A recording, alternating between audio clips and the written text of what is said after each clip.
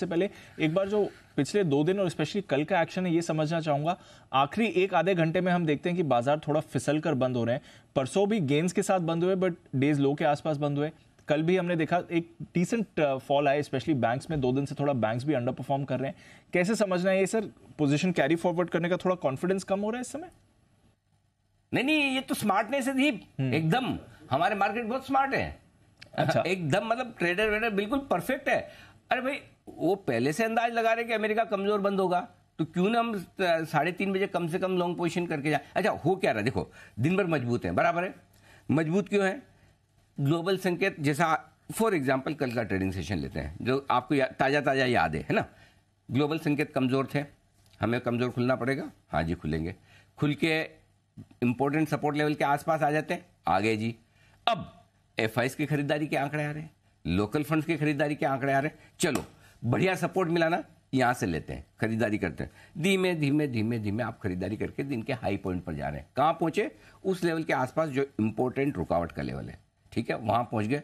वहां पर आप टिके भी हैं, ऐसा भी नहीं कि पहुंच के टच एंड गो कि भाई मुझे तो है ना वो वहीं पहुंच के खाली पॉइंट एक बताना था कि यार मैंने रिकॉर्ड बनाया, वैसा नहीं है।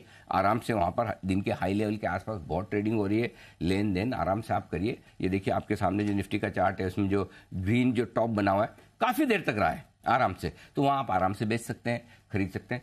उसके बाद जब ये सेकंड हाफ में जब आते हैं ना, आजकल मार्केट ने क्या मन बनाया दीप, देखिए 2 बजे के बाद से मार्केट है ना 2 से 3:30 नहीं सोचता, अगले दिन सुबह 9:15 बजे सोचने लगता है। और तब आपको ये समझ में आता है कि भाई अमेरिका कमजोर होने की संभावना बन सकती है, डाउ फ्यूचर्स उतना सपोर्ट नहीं दे रहे हैं, और वहां पे जो स्मार्ट ट्रेडर्स की तरफ से जो प्रॉफिट बुकिंग आती है वो इंटरेस्टिंग है। सो मैं ये कहूंगा ओवरऑल जो मार्केट की कलेक्टिव विजडम है, सब सारे मार्केट की मिला के जो हम कहते हैं ना बुद्धिमानी है, उस बुद्धिमानी के हिसाब से देखें तो हमारा मार्केट बहुत परफेक्ट है। एक्चुअली अमेरिका के बाजार हम जैसा कर रहे हैं 2 से 3:30 के बीच में, उसी तरह का तो ट्रेडिंग सेशन दिखा रहे हैं, कमजोरी वाला। सो ऐसे में बेहतर है आप डे हाई के आसपास प्रॉफिट बुक करिए, डे लो के आसपास बंद हो जाइए, नेक्स्ट डे फिर से नीचे खुलिए और वापस बढ़ जाइए। सो ऐसे देखा जाए तो इससे परफेक्ट ट्रेडिंग पैटर्न आपको मिल नहीं सकता, बन नहीं सकता। सो हमारे बाजार पहले से अंदाजा लगा रहे हैं अमेरिका के ट्रेडिंग सेशन का। अब बात वही है दीप, गिरते इसलिए नहीं है, यहाँ अच्छी खासी खरीदारी है, हमारे बाजारों पर मूड माहौल ठीक है, फ्लो स्ट्रांग है, लोकल फंड भी खरीद रहे हैं, एफआईज भी खरीद रहे हैं, रिटेल का भी मिड कैप्स की वजह से वापस इंटरेस्ट आ रहा है, तो वो आपको ज्यादा गिरने नहीं देता। और ऊपर जाते हैं, कोई अच्छी सी जगह मिलती है कि अरे वाह आज कुछ रिकॉर्ड बनाते हैं, कुछ नया तूफानी करते हैं, पार करते हैं, लाइफ हाई की तरफ बढ़ते हैं, और वहीं पर बस ठीक ये डाउ फ्यूचर सामने आ जाते हैं, या रात को डाउ में क्या होगा वो दिमाग में आने लगता है, प्रॉफिट बुकिंग आ जाती है। यही लाइफ है दीप आजकल बस। बिल्कुल। तो चलिए, स्मार्टनेस दिखा रहे हैं हमारे ट्रेडर्स, थोड़ी प्रॉफिट बुकिंग एंड में करते हैं, गैप डाउन का फायदा उठाते हैं, उसके बाद हम देखते हैं पहले और इंपॉर्टेंट सपोर्ट से तो बाजार रोज रिकवरी कर रहे हैं। आज भी सर ऐसा होगा क्योंकि एक्सपायरी भी है, आज के सेटअप से पहले थोड़ा एक्सपायरी पर अपना व्यू दें। दीप देखिए, एक्सपायरी के जो लेवल्स है ना, मतलब सही बताऊं तो बहुत ज्यादा ऐसा नहीं दिख रहा है कि बहुत खराब या बहुत अच्छी एक्सपायरी हो सकती है। आप 18,200 पे स्ट्रॉन्ग सपोर्ट देख रहे हैं, 18,400 पर रुकावट देख रहे हैं। सो ब्रॉडली तो बाजार को यही रेंज को ट्रेड करना है। 18,200 के नीचे अगर आज दिन के दौरान निकल कर ट्रेड करते हैं तो थोड़ी कमजोरी बढ़ेगी, 18,300 के ऊपर निकल कर टिकते हैं तो थोड़ी बेहतर होगा। 18,200 तोड़ दिया तो 50 पॉइंट की तो 100 पॉइंट की और जगह, 18,300 पार कर लिया तो 100 पॉइंट की और जगह। अब ये 2 तरीके से हो सकती है एक्सपायरी। एक तो ये कि भाई बहुत ही रेंज बाउंड सा ट्रेड रहे, जो आप पिछले 5, 7, 10 दिनों से देख रहे हैं, वही छोटी सी रेंज में ऊपर नीचे चलता रहता है, ठीक है, एक तो हो गया। दूसरा तरीका ये कि नहीं बहुत दिन हो गए भाई सीमित दायरे में कारोबार करते हुए, अब रेंज के बाहर ऊपर नीचे कहीं नहीं जाएंगे तो कहां जाएंगे, और उसके लिए एक्सपायरी से बेहतर दिन क्या हो सकता है, फिर उस हिसाब से आप बड़े मूव की उम्मीद कर सकते हैं। मेरा मानना ये कि मैं अभी भी मैं इस बात की तरफ हूं कि बहुत ज्यादा उतार चढ़ाव शायद ना हो। देखिए, अगर ट्रेडिंग रेंज के हाई रेंज पर आप बंद होते हैं तब तो आपको पता है कि नीचे की रेंज आप नहीं तोड़ेंगे, ट्रेडिंग रेंज के नीचे के एंड पर बंद होते तो फिर आपके लिए ऊपर का जगह बनती है, आप बीच में ही बंद हो रहे हैं, 18,285 पर आप बंद हो रहे हैं, तो मेरा ये समझना है कि सीमित दायरे वाली एक्सपायरी रहेगी। हाँ, अगर गैप से खुलने के बाद थोड़ा और नीचे आ गए, अच्छे लेवल पे आपको खरीदारी भी आती हुई दिख सकती है, तो कोई बड़ी तोड़फोड़ एक्सपायरी हो फिलहाल उसकी संभावना कम दिख रही है। एक ही चीज है दीप जो एक्सपायरी के दिन आपको सरप्राइज देने की कोशिश कर सकती है, वो है बैंक निफ्टी। कल बैंक निफ्टी जहां बंद हुआ है 43,675, एकदम अपने इंपॉर्टेंट क्लोजिंग बेसिस के सपोर्ट लेवल पर ही जाकर बंद हुआ है। इससे 25 एक पॉइंट नीचे भी बंद होता ना तो वो आपको कमजोर होने के संकेत देता। तो आज के लिए निफ्टी में खतरा है नहीं, खतरा बैंक निफ्टी में हो सकता है अगर होना है तो। अगर कमजोर होना है बाजार को तो बैंक निफ्टी लीड करेगा, अगर मजबूत होना है बाजार को तो निफ्टी लीड करेगा। सो आपको ध्यान में ये रखना है कि अगर बैंक निफ्टी ट्रेड करना शुरू करे तो इसके बाद 43,500 के आसपास और उसके बाद 43,200 से 43,375 ये स्ट्रॉन्ग सपोर्ट जो है वहां तक जा सकता है। अगर वहां तक गया तो एक्सपायरी खराब कर देगा।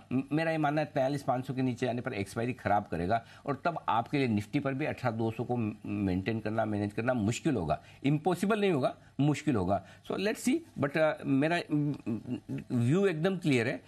आज जब भी आपका तेजी करने का मन करे इंडेक्स में तो निफ्टी पर फोकस करिए, और आपको लगता है मुझे शॉर्ट करना है या कमजोरी का मामला दिखता है तो फिर बैंक निफ्टी आपके लिए ठीक रहेगा। ये आपके लिए आज एक्सपायरी के लिए आज से तो तेजी आपको निफ्टी से आएगी, गिरावट आपको बैंक निफ्टी से आएगी। ये क्लियर व्यू समझकर चलिए तो फिर आज आपकी स्ट्रैटेजी बढ़िया रह सकती है। तो सर चलिए फिर आज की स्ट्रैटेजी बनाते हैं, बताएं आज के संकेत आपको क्या कह रहे हैं, आज के इंपॉर्टेंट पॉइंटर्स क्या रहेंगे। वैसे दीप आज की और कल की स्ट्रेटजी में ज्यादा फर्क है नहीं। ग्लोबल सपोर्ट नहीं मिलने से वही वाली बात है कि आपकी तेजी की रफ्तार थोड़ी सी धीमी पड़ती हुई दिखेगी, राइट।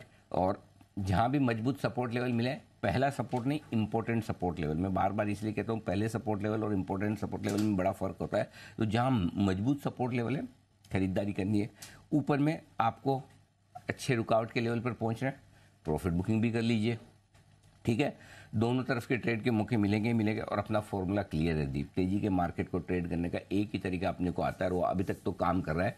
आपका स्टॉप लॉस आपको पता होना चाहिए। जब तक 18,000 के नीचे निफ्टी बंद नहीं होता, जब तक 43,000 के नीचे बैंक निफ्टी बंद नहीं होता, तब तक व्यू तेजी का रखना ही रखना है। और इन सबके बीच में अब भी लगातार मैं कह रहा हूं, अब भी मिड कैप स्मॉल कैप शेयरों में तेजी के मौके हैं ही। चुनिंदा खरीदारी कीजिए।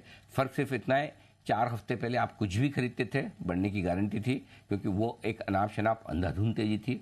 अब 4 हफ्ते बाद जो बढ़िया mid cap small cap index बढ़ चुके हैं, अब आपको सोच समझ के ढंग के शेयर लेने, जिसमें 2 ही रिक्वायरमेंट है। एक, नतीजे अच्छे होने चाहिए। खराब रिजल्ट वाला शेयर हाथ नहीं लगाना, बस एक ये गांठ मान लीजिए। कोई भी कंपनी जिसका रिजल्ट खराब, क्योंकि है ना मार्केट इस वक्त है ना इस मूड में नहीं है कि इस बार आपने रिजल्ट खराब दिए, दो क्वार्टर बाद अच्छे जाएंगे। मैं कल का एग्जाम्पल देता हूं, पॉलीप्लेक्स इतनी बढ़िया डील हुई, करेक्ट, नतीजे कितने एकदम खराब थे। अब इस खराब नतीजे में वैसे 2 हफ्ते बाद माफ कीजिएगा 2 तिमाहियों के बाद ये नतीजे ठीक होना शुरू हो जाएंगे, ये हमें पता है। लेकिन मार्केट का मूड नहीं है अभी कि मैं 2 तिमाहियों बाद के रिजल्ट पे आज रिएक्शन दूं। तो जहां रिजल्ट ठीक नहीं है, ये जस्ट एग्जांपल मैं आपको दे रहा हूं, जहां रिजल्ट ठीक नहीं वहां पे अपने लेना नहीं है। एक ये सिंपल फॉर्मूला रखिए, रिजल्ट अच्छा होना जरूरी है, या तो आगे और अच्छा हो या आपको उम्मीद है कि अच्छा आएगा, बाकी और कोई नहीं, बाकी स्ट्रेटेजी सेम है। बाकी आपको मैं बता दूं, ग्लोबल संकेत नेगेटिव साइड पर है, एफआईज के संकेत पॉजिटिव हैं, लोकल फंड्स के पॉजिटिव हैं, वायदा कारोबार के हैं न्यूट्रल। सेंटीमेंट मेरा तो वैसे पॉजिटिव ही है, लेकिन ग्लोबल मूड माहौल को देख के मैंने सेंटीमेंट को न्यूट्रल किया है आज के लिए, और ट्रेंड आपके लिए दीप है पॉजिटिव ही आपके। तो नेगेटिव में एक ग्लोबल है, बाकी 3 पॉजिटिव 2 न्यूट्रल। जी।